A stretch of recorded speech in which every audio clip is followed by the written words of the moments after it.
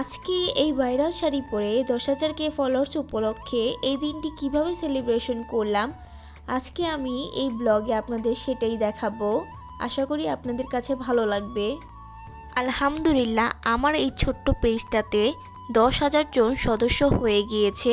আমার কাছে এতটুকু পাওয়া অনেক কিছু, কারণ আমি কখনো এইভাবে ভাবি নাই যে আমার পেজটা কখনো 10,000 ফলোয়ার্সে যাবে। তো আসসালামু আলাইকুম এভরিওয়ান, আশা করি সবাই ভালো আছেন। আলহামদুলিল্লাহ, আমিও খুব ভালো আছি। আসলে এই পেজটা নিয়ে আমার তেমন কোনো চিন্তা ভাবনা ছিল না। আমি অনেক বছর আগে এই পেজটা খুলেছিলাম। তো সব সময় টুকটাক ভিডিও ও ছবি পোস্ট করতাম, কারণ আমি কোথাও ঘুরতে গেলে ছবি তুলতে ও ভিডিও করতে ভালোবাসি। প্রত্যেকটা মুহূর্ত স্মৃতি হিসেবে রাখতে চাই, যার কারণে আমার এই পেজটা খোলা। আমার এই পেজটার পিছনে অন্য কোনো উদ্দেশ্য নেই। আসলে অনেকেই অনেক ধরনের কথা বলে থাকে, আসলে পেজ খুললে যে টাকা ইনকাম করা যায় এমন কিছুই না। কারণ টাকা ইনকাম করা এত সহজ না।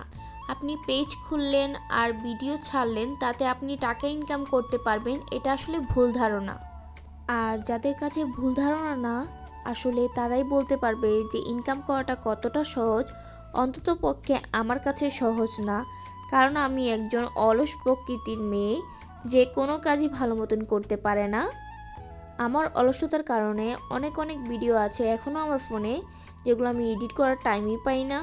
আসলে কথায় আছে না, শখের তলা আসি। তো আমি আমার শখের কারণে ব্লগ করে থাকি।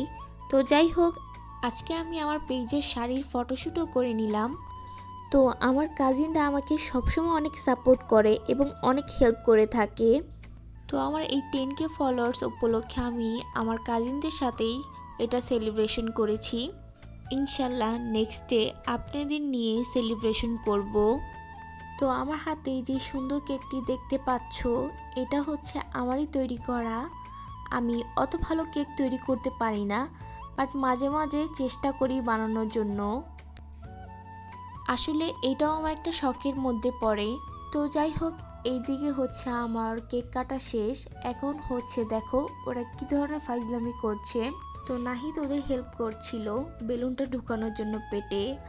আর এইদিকে প্রমি বোমটা একদম ফুটিয়ে ফেললো। এইদিকে আমার যত ফটোশ্যুট ছিল সবগুলো কমপ্লিট করে এখন আমরা সবাই সিদ্ধান্ত নিয়েছি আমরা বাসায় চলে যাব। আর সেখানে যে আমরা একটা খেলা খেলবো, সেটা হচ্ছে বোতল ফ্লিপ চ্যালেঞ্জ। আর এই ভিডিওটা অলরেডি আপনারা হয়তো দেখে ফেলেছেন। যখন আমরা কাজিনরা সবাই একসাথে হই তখন আমরা অনেক মজা করি, যেহেতু আমরা সবাই একই বাসায় থাকি। তো আমাদের মাঝে যেমন ভালোবাসা আছে তেমন ঝগড়াও হয়।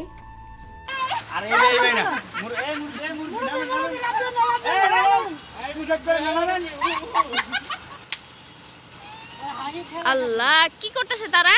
হ্যাঁ, তো এখানে হচ্ছে আমার কাজিনরা একটু দুষ্টামি করতেছিল ওদের সাথে। ওরা সবাই ভয় পেয়ে গিয়েছিল আমাদের এই চিল্লানির কারণে। তারপর আমরা দুষ্টামি ফাইজলামি করে আমরা সবাই নিচে চলে যাচ্ছি। তো বাসায় এসে আমি আমার কাজ শুরু করে দিলাম, ঘর ঝাড়ু দেওয়া। আসলে এরকম কিছুই না, আমি একটু ঢং করতেছিলাম, ঢং করে একটু ঘর ঝাড়ু দিতেছিলাম। আসলে বাপের বাড়ি থাকি বলে কোনো কাজই করতে হয় না, সব কাজই আম্মু করে দেয়।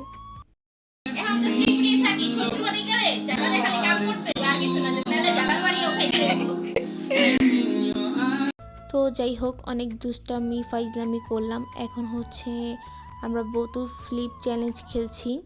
তো এটার মধ্যে সবাই মোটামুটি পারছে, তার মধ্যে হচ্ছে মরিয়ম আর হচ্ছে রাপি, ওরা টোটালি একবার বোতল ফ্লিপ করতে পারে নাই।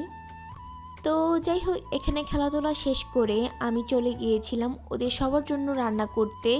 ওদের জন্য আজকে আমি রান্না করেছিলাম পাস্তা নুডলস। আসলে আমি তো আর রান্না করিনি, আমার সাথে ভাবি রান্না করেছে। আসলে আমি শাড়ি পরেছি দেখে ভাবি বলতেছে দাও আমি রান্না করে দেই। কিন্তু এই শাড়ি পরে কোনো কাজ করতেই কষ্ট হয়নি, কারণ এই শাড়িটা অনেক কমফোর্ট ছিল। আর যাদের কাছে আমার এই শাড়িটি খুবই ভালো লেগেছে তারা এই শাড়িটি অর্ডার করতে পারো আরকে এক্সক্লুসিভ জোন থেকে। তো এইখানে রান্না করার জন্য ভাবি আমাকে অনেক হেল্প করলো। এরপর হচ্ছে রান্নার শেষে আমরা সবাইকে খেতে দিয়েছি, সবাই খাচ্ছে খুব মজা করে।